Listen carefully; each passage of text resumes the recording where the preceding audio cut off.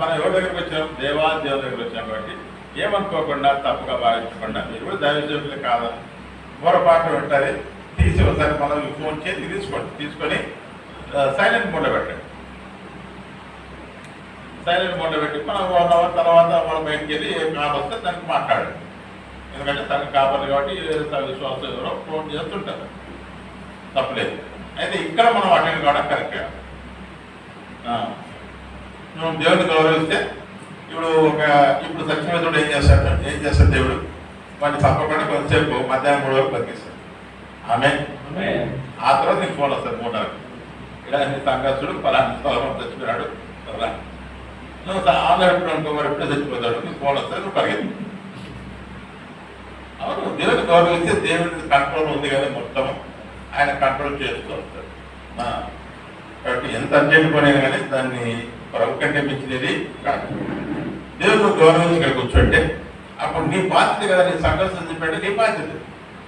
నీ కుటుంబంలో ఏదైనా సమస్య వచ్చిందంటే బాధ్యత నీదే. నువ్వే అటెండ్ కాదు, నేను అటెండ్ కాలేనుగా, కానీ సహోదరుడు అటెండ్ కాలేదు కదా. కాబట్టి నువ్వు ఇక్కడ దేవుడి సముఖంలో ఉన్నావు కాబట్టి అక్కడ దేవుడు ఆ పరిస్థితిని ఏం చేస్తాడు?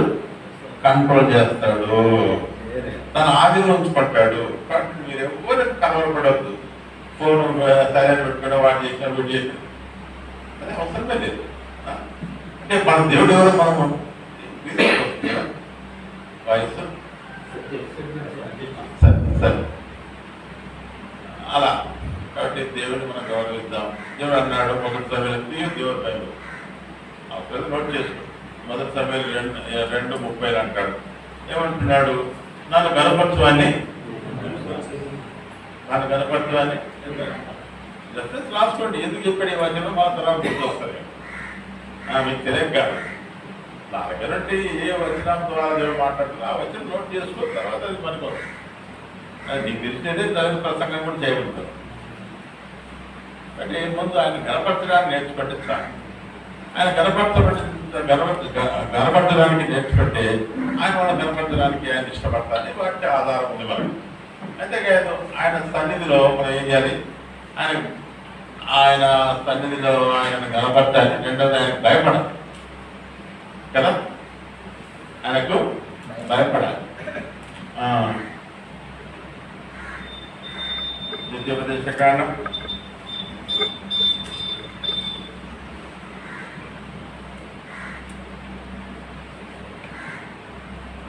4వ అధ్యాయం 11వ వచనం. ద్వితీయోపదేశ కాండం 4:11 చదువు.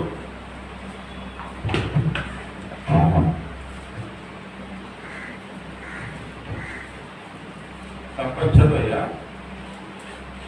ఇప్పుడు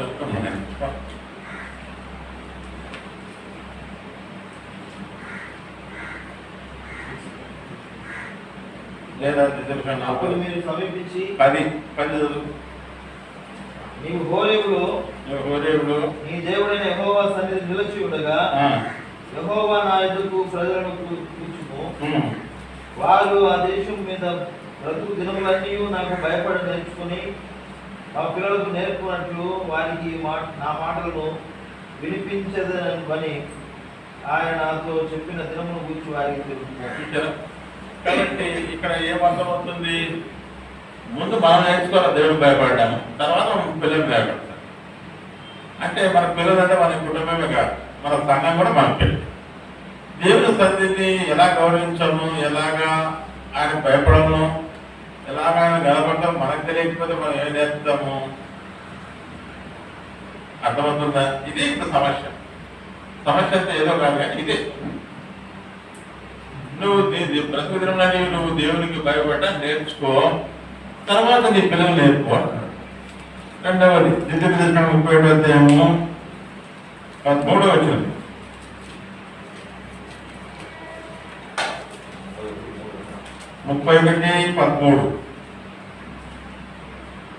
అలాగూ నేర్చుకున్న దాన్ని ఎరుగని వారి సంతతి వారు దాన్ని విని మీరు స్వాధీనపరుచుకోవటకు యోర్దాను దాటబోతున్న దేశంలో మీరు బ్రతుకు దినములన్నీ మీ దేవుడైన యెహోవాకు భయపడి నేర్చుకుందురు. ఏం చేయాలంటే మనం ఏం నేర్చుకోవాలా? దేవుడు భయపడటం నేర్చుకోవాలి. అది అక్కడ ప్రకారం దేవుడిని గణపడటం నేర్చుకోవాలి. ఇది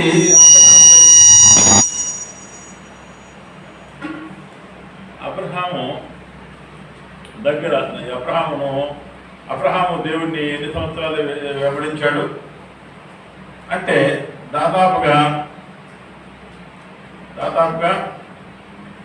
100 సంవత్సరాలు వెంబడించాడు మనకున్న ఆధారం ప్రకారం. అందుకంటే ఎక్కువ వెంబడించాడు.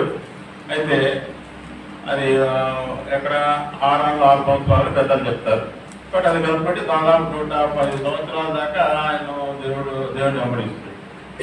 అయితే తనకు 140 సంవత్సరాల ఈడు వచ్చినప్పుడు దేవుడు తనను పరీక్షించి పరిపాలించాడు. అంటే అప్పటికి దాదాపుగా 65 సంవత్సరాల ప్రభువు వెంబడించాడు. 65 సంవత్సరాల ప్రభువు వెంబడించాడు. వెంబడించిన తర్వాత ప్రభు అంటున్నాడు, ఏమంటున్నాడు? ఆదికాండం 22వ అధ్యాయం. ఆదికాండం 22వ అధ్యాయం 12వ వచనం.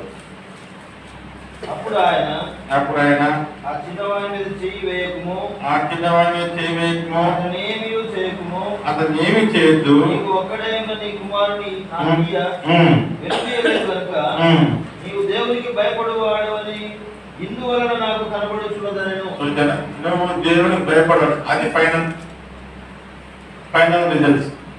అంటే దేవునికి భయపడ అప్పుడు అంటున్నాడు, నేను ఇంత చెప్పిన వాగ్దానాన్ని నెరవేరుస్తానని కింద వచనాల్లో చెప్తూ వస్తున్నాడు. చూసుకోండి. బట్ నీ జీవితంలో కూడా దేవుని దగ్గర అనేక వాగ్దానాలు పొందుకున్నాం, సంతోషమే. పిలుపుంది నీకు, సంతోషమే. అయితే ఇప్పుడు ఏం లేదు మన దగ్గర? భయం లేదు. బయట ఎట్లున్నా సరే కనీసం దేవుని సన్నిధిని భయం కూడా లేదు. ఇక్కడే తీసుకొని హలో చెప్పు అన్నీ ఉండి వస్తుంది. ఎక్కడ కూర్చున్నావు? ఆఫ్టర్ ఒక డాక్టర్ 5 సంవత్సరాలు చదువుకున్న డాక్టర్, వాళ్ళ దగ్గర పోతే నీవు డబ్బులు ఇస్తే బతుకుతున్నాడు. వాళ్ళ దగ్గర నువ్వు ముందుగా వాకింగ్ బయట పెట్టింటారు. నేను సెల్ ఫోన్ స్విచ్ ఆఫ్ చేసుకోండి, సరే మొదలుపెట్టి. ఈరోజు దైవసేవకుడికి అది లేదు. అలా వాక్యం చెప్తుంటే అక్కడ మాట్లాడు, దారాలు దొరుకుతుంటే అలా మాట్లాడు, ప్రార్థన చేస్తుంటే అక్కడ మాట్లాడు. మరి ఇది లేకపోతే దేవుడికి నువ్వేమి, ఇతరులకు నువ్వు ఎట్లుంటావు? నేను దుర్వాసనకు పంపబడబడుతున్నావు. అయితే దేవుడు మనల్ని ఏం చేశాడు? తన దినోమాన పర్యాణం ద్వారా ఎఫ్ఎస్సి 5:1 ప్రకారం మనం పరిమళ వాసన చేశాడు. నీ దగ్గర నుండి నా దగ్గర నుండి ఆ పరిమళ వాసన ఎప్పుడు బయటకు వస్తుంది అంటే దేవుడు భయపడడానికి నువ్వు నేర్చుకోగలిగితే అది ఇంపైన సువాసన బయటకు వస్తుంది. యెషయా గ్రంథం 11వ అధ్యాయం 3వ వచనం. యెషయా 11:3.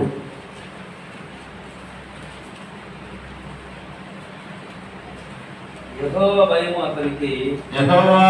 భయము అతనికి ఇంపైన సువాసనగా ఉండును. ఇంపైన సువాసనగా ఉంటుంది. దేవుని భయం మనకు ఇంపైన సువాసన. ఆ సువాసన నేను కొట్టుకున్నామండి.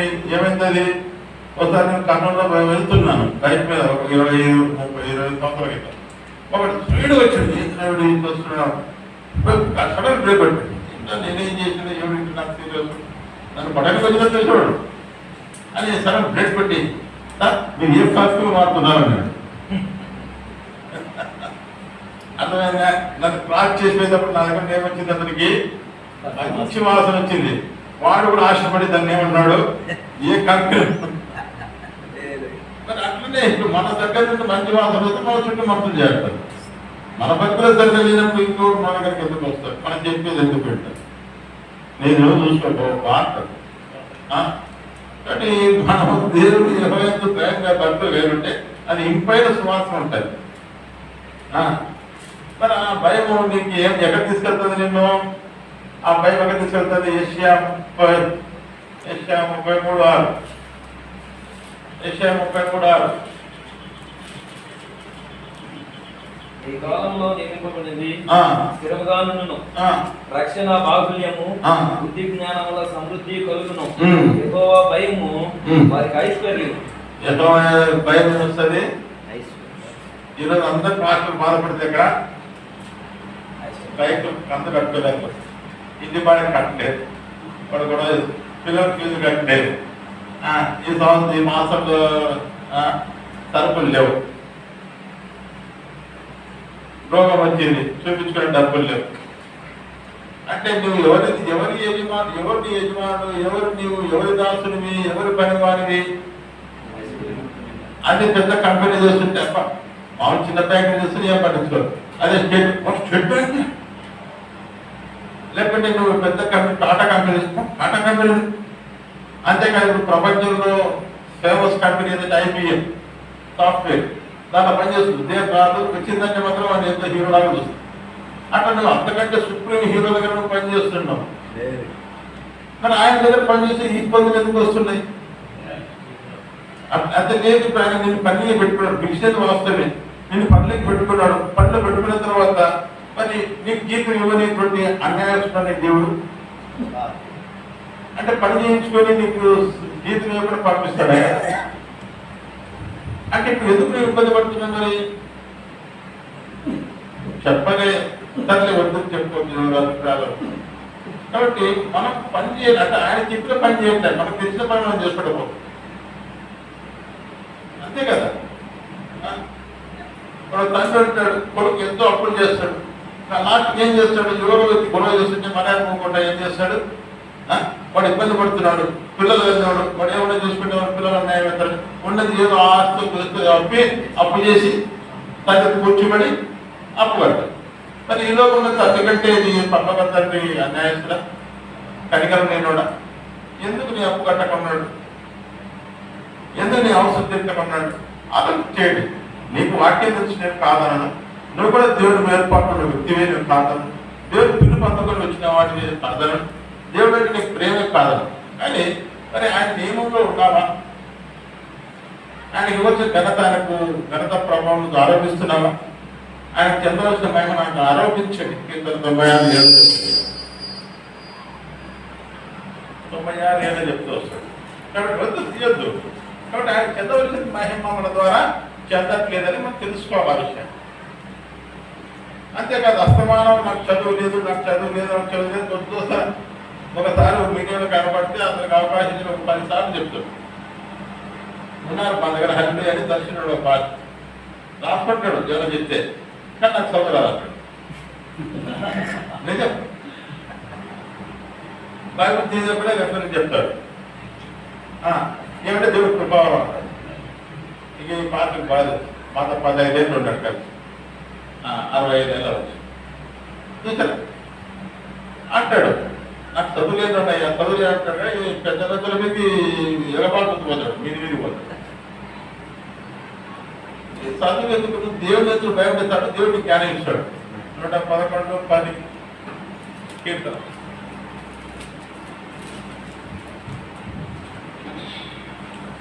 యెహోవా యందు భయము జ్ఞానమునకు మూలము. యెహోవా యందు భయమే జ్ఞానానికి మూలమైంది. ఆయన శాసనమును అనుసరించు వారందరూ మంచి వివేకం కలవారు. చూసారా ప్రియులారా, ఈ విధంగా దేవుని వాక్యం, దేవుని మాట, దేవుని యందు భయమే నీకు రక్షణ బాహుళ్యతను కలగజేస్తుంది, బుద్ధి జ్ఞానం కలగజేస్తుంది కదా, ఐశ్వర్యాన్ని కలగజేస్తుంది. అంతేకాదు నీ జీవితంలో దేవుడి కనుదృష్టి నీ పైకి తీసుకొస్తారు. దేవుడి కనుదృష్టిని ఈరోజు ఒక ఎమ్మెల్యే అనుకో, ఆ ఎమ్మెల్యే దృష్టి ఉన్నాడు, వాడు ఏ రోజుకైనా మనకి పదవి ఇప్పిస్తాడు. అంటే మినిస్టర్ దృష్టి ఉన్నాడు, ఎప్పటికైనా మనకి మేలు జరుగుతారు. సీఎం దృష్టి ఉన్నాడు, వాడికి తప్పకుండా ఇస్తాను ఎమ్మెల్యే సీట్లు వస్తారు. ఎట్లా మాట్లాడతాం?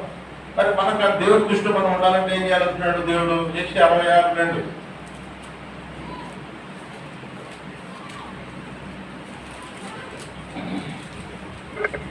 అవన్నీ నా హస్తకృత్యములు అవి నా వలన కలిగినవి అని యెహోవా సెలవిస్తున్నాడు. ఎవడు దీనుడై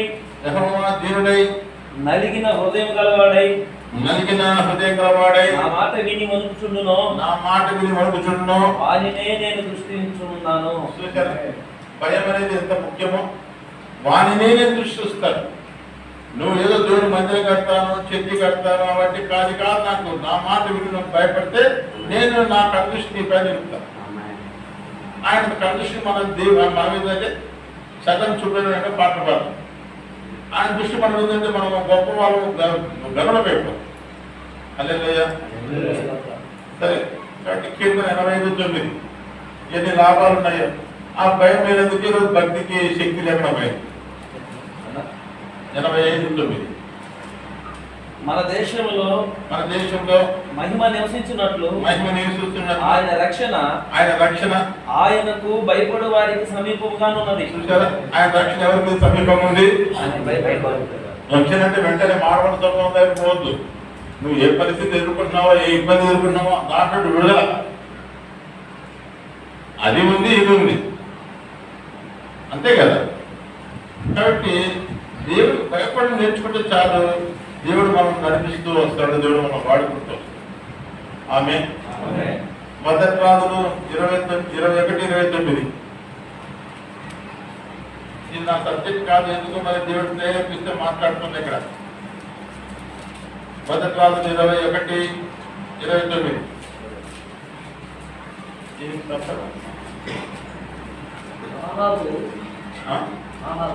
ఆహాబు భయపడి దేవుడు చెప్తున్నాడు ఏలియాతో, ఆహాబు నాకు భయపడి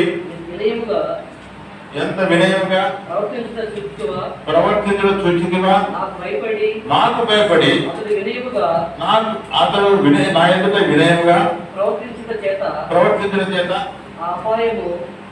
ఆ అపాయం నేను చేస్తాన్న కీడు, ఆ అపాయము అతని కాలమందు సంభవించకుండా ఆపి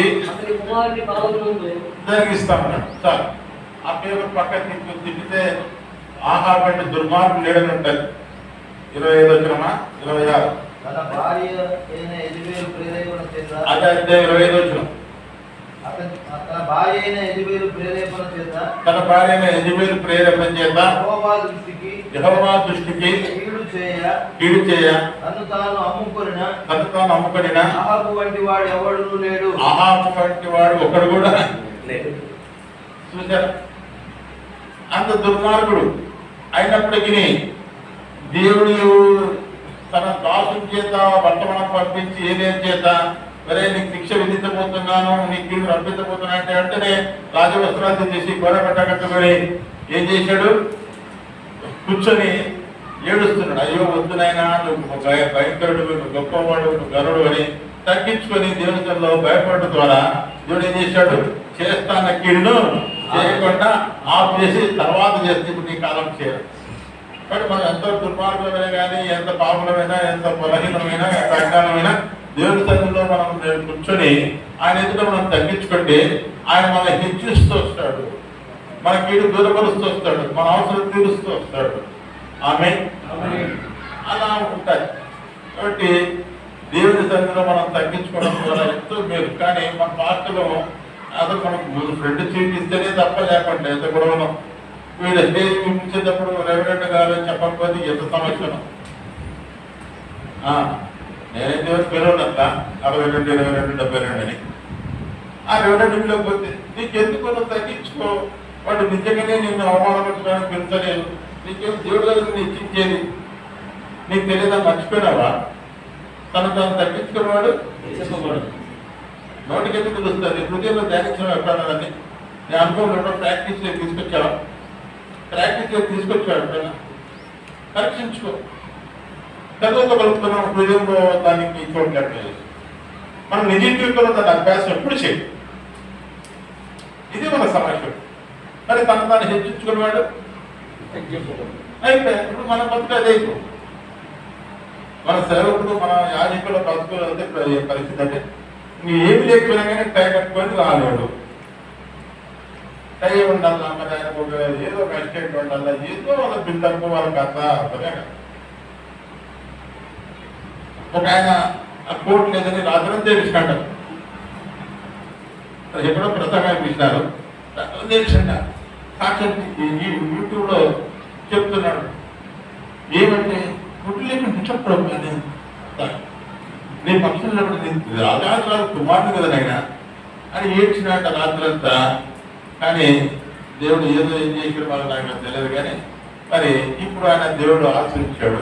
ఆశ్రయిస్తే రోజుకు 4 కోట్లు మారుస్తాడు.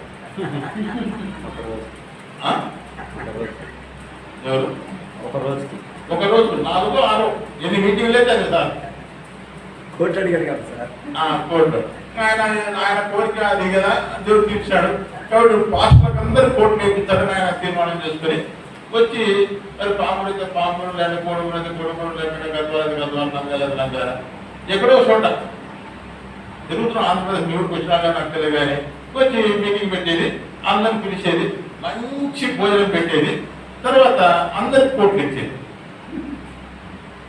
సూట్ క్లాత్ ఇచ్చేది, 5,000 కాలికి ఇచ్చి పంపించి.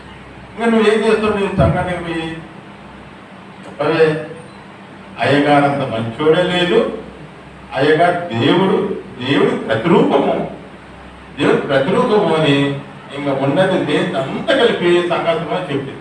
అంటే వాళ్ళకి ఏం చేస్తుంది? నీ కలిగినదంతా వాళ్ళకి చెప్తే వాళ్ళు కూడా ఏం చేస్తారు? మా అయ్యగారు మీరు మాకెప్పుడు ఆ భాగ్యం దొరుకుతుందా? ఒకరోజు ఉన్నటువంటి ఆయన వాళ్ళ మీద కూడా ప్రత్యక్షమైపోతున్నాడు. ఎల్ఈడి టీవీలు పెట్టి స్థానం పెట్టి నేను మీ మధ్యకు వస్తున్నాను, అప్పుడు నీ కథ ఉంటుంది. కొట్టుకొని పోలీసు దగ్గర ఆఫ్ చేయండి, మా సంగతిలో దగ్గర పోతున్నారు.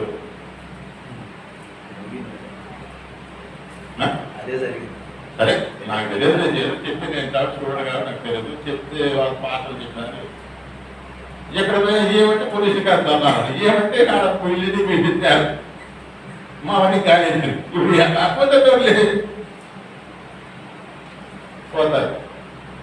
దేవుడిని పిలిచిన మందను కాయడానికి, మందను మేపడానికి, మందను కాయచే అభిషేకం కోరుకో దేవుడి దగ్గర.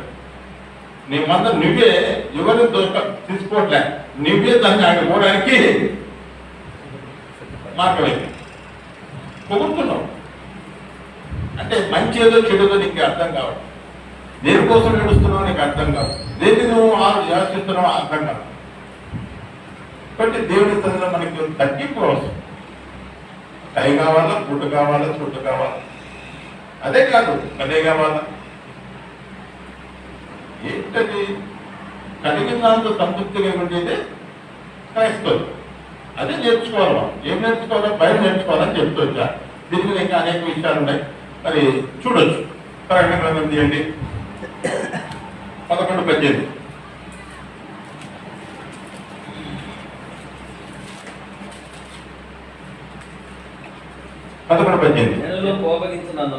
ఎల్లు కోపగించినందున నీకు కోపం వచ్చును. మృతులు తీర్పు పొందుటకును నీ దాసులకు ప్రవక్తలను పరిశుద్ధులకును నీ నామమునకు భయపడు వారికి తగిన ఫలం ఇచ్చుటకును. ఆయన దగ్గర నువ్వు భయపడి నేర్చుకుంటే నీకు తగిన ఫలం ఇస్తాడు. ఆమె తగిన ఫలిస్తాను. మన అంశం ఇస్తుంది కదా, మన అంశం అదే. ఆయన భయపడి వస్తే నీకు ఫలం ఇస్తాడు, నీ సంఘపత్య వృద్ధి పొందింపజేస్తాడు. ఆయన భయపడితే నిన్ను అనేకులు నేను ఆకర్షించుకునే వ్యక్తిగా నేను అభిషేకిస్తూ వస్తాడు. నీకు ఐశ్వర్యం ఇస్తాడు, నీ జ్ఞానం ఇస్తాడు. నీకేం జ్ఞానం చదువు 10 సార్లు చెప్పంటారు, నాకు చదువులేదు. మనకు దేవుడు పిలిచినప్పుడు ఏం చేస్తున్నప్పుడు యెషయా 11:2 ఉంటుంది అన్నమాట. తీయొద్దు. జ్ఞానము బలములకు ఆధారం ఆత్మను, తెలివి ఆలోచనకు మూలమైన ఆత్మ అతనిపైన నిలుచును అని ఉంది. అంతే కదా? తెలివి ఆయన ఇస్తాడు, జ్ఞానం ఆయన ఇస్తాడు, వివేచన ఆయన ఇస్తాడు. సామెతలు 2:6 అంటాడు. ఏమంటాడు? యెహోవాయే జ్ఞానం ఇచ్చేవాడు, తెలివి వివేచన ఆయన నోటి నుండి వస్తుంది. యాకోబు 1:3-4 అంటున్నాడు, మీకు ఎవరికైనా జ్ఞానం పొందుకుంటే నన్ను అడగ, నేను ఇస్తాను అంటాడు. అంతే కదా? మరి ఎందుకు నీకు పొద్దున 10 సార్లు నాకు చదువు ఎందుకు అనుకుంటావు? వీళ్ళు ఏదో ఒక చదువు పెట్టచ్చు. నువ్వు దైవ జ్ఞానం పొందుకున్నవాడు, దైవాత్మతో నింపబడ్డావు. నీ ఎదుట ఎవరు నిలబడకుండా నిన్ను దేవుడు అభిషేకిస్తున్నాడు. అయితే నువ్వు దేవుడు భయపడిన కారణంగా నీ బ్రతుకు నువ్వు ఎప్పుడు గుర్తొస్తున్నావు. సర్లే ముగిద్దాం. కీర్తన 19:9. కీర్తన 19:9.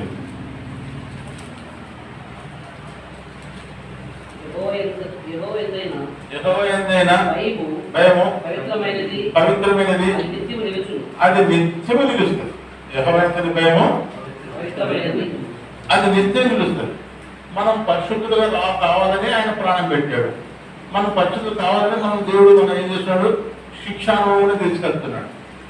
ఎందుకంటే ఆయన పరిశుద్ధులు కాబట్టి ఆయనతో సమానంగా మనం కూర్చోవాలన్నప్పుడు, ఆయన సభకు నిలబడినప్పుడు మనం కూడా పరిశుద్ధులు ఉండాలి కాబట్టి దేవుడు మనం శిక్షిస్తున్నాడు అని ఎక్కడ ఉంటుంది మాట. హెబ్రీ రాసినట్టుగా 12:11 ఉంటుంది చూడండి. హెబ్రీ 12:11 మనం ఆయన పరిశుద్ధులు పాలు పొందుకున్నకే, అంటే ఆయన పరిశుద్ధులు మనం తగ్గుతున్నకే మరియు ప్రస్తుత మందు సమస్త శిక్షలు దుఃఖకరముగా కనబడుటకే గాని సంతోషకరముగా కనపడదు. అయినను దాని వారు కొన్ని దినముల మట్టుకు తమకిష్టం వచ్చినట్టు మనలను శిక్షించింది కానీ మనము తన పరిశుద్ధులకు తన పరిశుద్ధతలో యేసుక్రీస్తు యొక్క పరిశుద్ధతలో పాలు పొందవాలని మన మేలు కొరకే అంటే మన దేవుడు ఎందుకు శిక్షిస్తున్నాడు, ఎందుకు ఇరుక్కులకుండా తీసుకెళ్తున్నాడు, ఏంటా మేలు, అది ఇప్పుడే కదా ఆ పరిశుద్ధత ఏం చేస్తావు, హృదయ శుద్ధి గల వారు దాన్ని వారు దేవుడు చూస్తారు. పరిశుద్ధ హెబ్రీ 12:14 ఏమంటాడు, తీయొద్దు పరిశుద్ధత లేకుండా ఎవరు దేవుడిని అందరి సమాధానము కలిగి ప్రయత్నించుడి. పరిశుద్ధత లేకుండా ఎవడను ప్రభువును చూడడు. అది అంటే నువ్వు ప్రభు చూడాలా, ప్రభుత్వం కలిసి ఉండాలి, ఇవి తగ్గుతారు. కాబట్టి పరిశుద్ధత లేకుండా ఆయన చేర్చుకున్నాడు కదా, మనం వెళ్ళలేం కదా.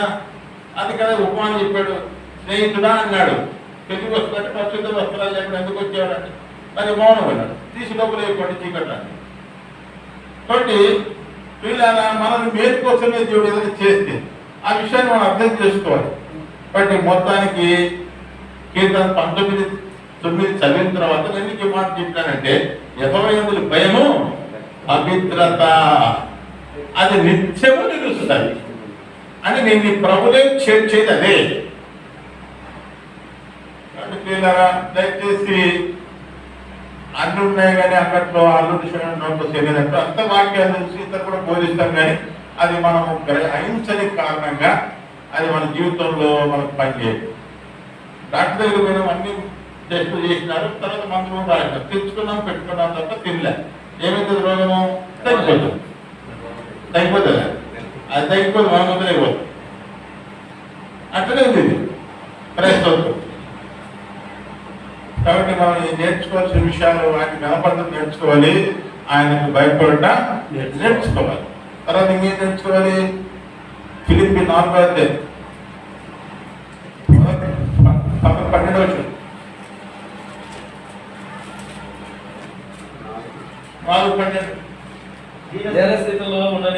దీన స్థితిలో ఉండనేరుగుదును, సంపన్న స్థితిలో ఉండనేరుగుదును,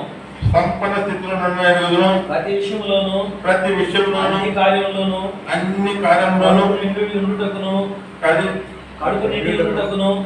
కడుపు నిండి ఉండుటకును, ఆకలి కొనుటకును,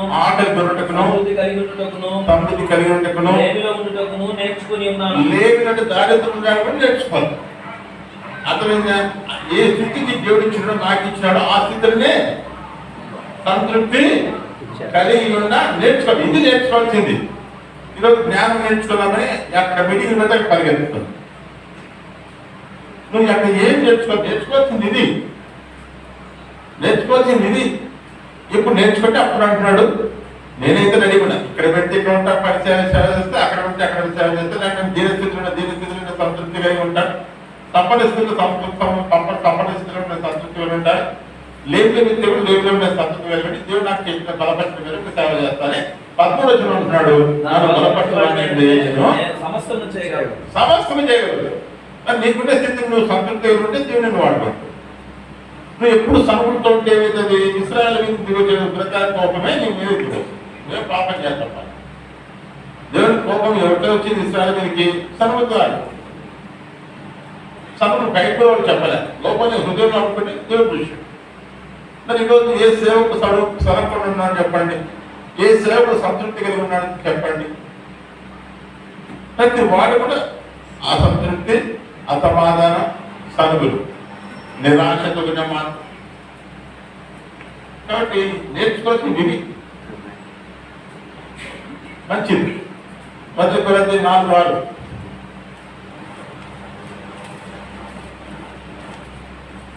సహోదరులారా మీరు మమ్మల్ని చూచి లేఖనములందు రాయబడి ఉన్న సంగతులను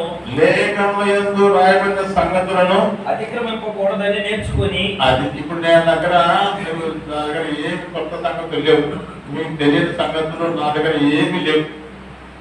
ఒక రకంగా చెప్పాలి, మీకంటే నాకు చాలా తక్కువ తెలుసు. ఎందుకంటే మీరు వారానికి ఎన్నో సహకరిస్తారు, నేను కాదు. కాబట్టి మీకు అనేక విషయాలు తెలుసు, మీరు అనేక మీటింగ్లు అటెండ్ అవుతుంటారు, నేను ఎక్కడికి పోను. అయితే నాకు తెలిసిన సంగతి లేదా నా దగ్గర మీరు నేర్చుకోవాలని దేవుడు ఆశపడుతున్న సంగతి, దేవుడు నన్ను మీ దగ్గర పంపించిన సంగతి ఏంటంటే మీరు తమ్ముడు ఆనందించాలి. మళ్ళా అదే వచ్చిన సహోదరులారా మీరు నేను చెప్తున్నా, నన్ను చూసి లేఖనములందు రాయబడిన సంగతులను అతిక్రమింపకూడదని నేర్చుకొని లేఖనములందు రాయబడిన సంగతులను అతిక్రమించకూడదనే మాట పలికించు. లేఖనములందు రాయబడి ఉన్న సంగతులను అతిక్రమింపకూడదని నేర్చుకొని మీరు ఒకని పక్షమున మరి ఒకని మీద పొంగుకుండునట్లు ఈ మాటలు మీ నిమిత్తమై నా మీదను అపోల మీదను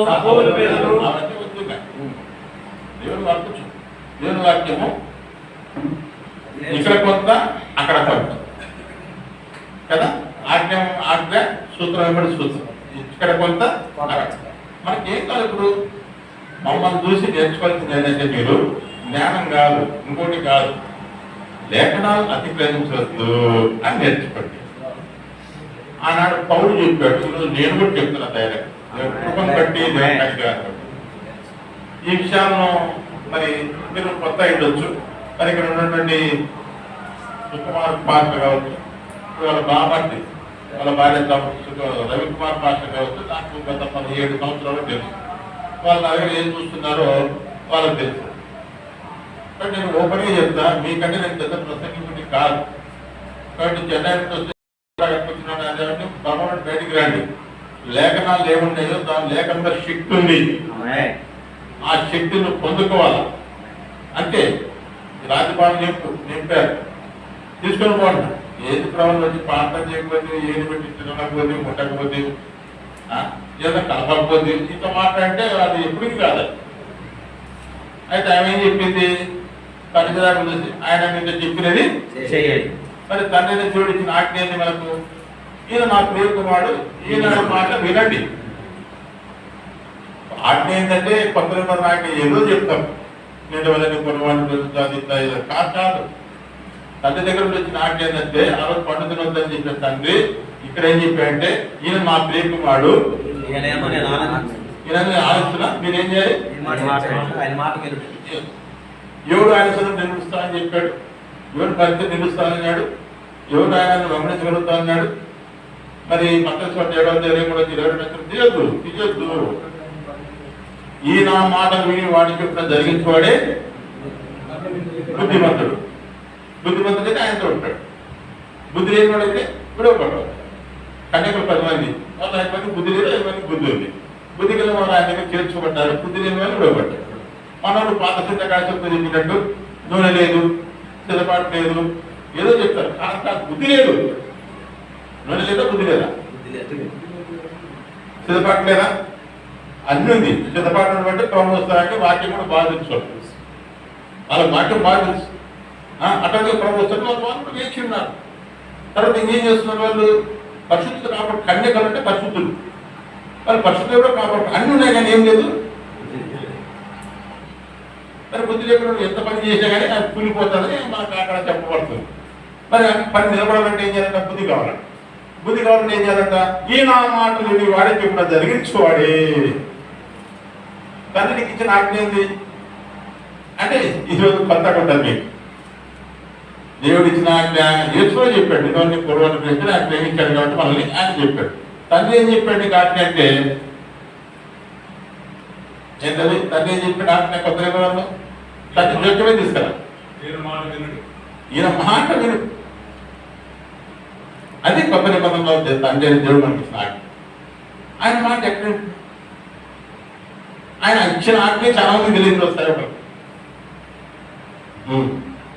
చెప్పే శిష్యులకు చెప్పిన ఏమన్నారు? నోరు పూసుకొని పడిపోయినారు. కాబట్టి భయం లేని కారణంగా లేఖనాలను అతిక్రమించడం ద్వారా మనము రక్షణకు దూరం వేస్తున్నాం, బుద్ధి జ్ఞానం లేని వారికి బతుకుతున్నాం, తర్వాత దేవుని ఐశ్వర్యాన్ని అనుభవించలేకపోతున్నాం, దేవుడి జ్ఞానాన్ని పొందుకోలేకపోతున్నాం, దేవుడి నడిపింపు, దేవుడి ఇచ్చిన వాగ్దానాలను నెరవేర్పు మనం చూడలేకపోతున్నాం. హల్లెలూయా. అబ్బో పొందుకోలేకపోతే అంటే ఇంతమందికి చాలా సంఘాల్లో అల్లే చెప్పలేరు, దేవుని మనం దొంగలించగలరు. నేను చెప్పేది పొందుకోలేకపోతుంటే అల్లే చేస్తాను. కానీ నాతోనే ఉండండి, మీరు మెలుకుని పాటించండి. తన అలవాటుతో పొరపాటు చేసినారు అని మెలుపు ఉండాలని నా మాట. సరే, మంచిది. కాబట్టి ఆ పరిస్థితులను పాల్గొందుకోవాలంటే ఆ భయం అనేది మనకు అవసరం. ఆ భయమే మనకు ఇంపైన స్వార్థం ఉంటారు. ఆ విధంగా దేవుడు మనం నడుపుతున్నారు కాక. ఇదంతా ముఖ్యంగా ఈ డిస్టర్బెన్స్ వస్తుంటే ఇంట్రడక్షన్ చెప్పి నాకు దేవుడికి సబ్జెక్ట్ చెప్పాలి. విన్నామా మరి? కాకపోతే మీ హృదయాలు ఉన్నటువంటి నా గురించి ఏదైనా తలపుంటే ఏదైనా కూడా తెచ్చినాడనే సంగతి మర్చిపోండి. మాకంటే ఈయనకి ఎక్కువ తెలిసిన సంగతి మర్చిపోండి. ఈయన చెత్త ప్రసంగికుడు అనే సంగతి మర్చిపోండి. కాకపోతే గ్రహింపుకి కావాల్సిన విషయాలు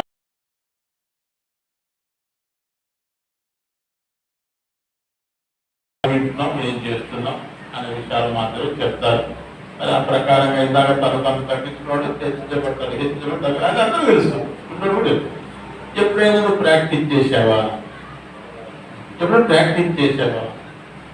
చెప్పరు. ఎవరు చేసింటే నువ్వు తప్పకుండా హెచ్చించబడతావు, అందులో డౌటే లేదు. ఎప్పుడైనా దాని గురించి ధ్యానం చేసావా? ఆ వచ్చిన ఎప్పుడైనా నీ అనుభవం